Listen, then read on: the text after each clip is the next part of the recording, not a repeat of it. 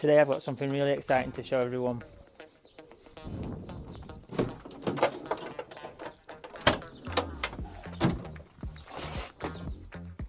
I've been really kindly asked by Hilti to review their brand new multi-tool. Let's take a look. Wow, just look at that. This is their new SMT 622 with the Neuron batteries in 22 volt.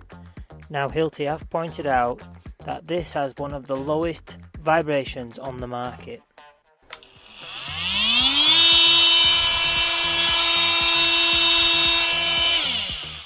You can barely feel anything in that. That's amazing.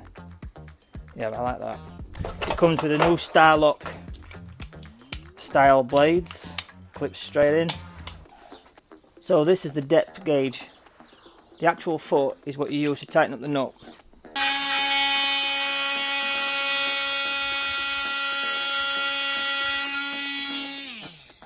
Inside the box comes a QR code. You scan the code, it'll take you to the App Store where you can download Hilti's On Track app. In this app you can track your tools, repair reports, how-to information, tech information and much more.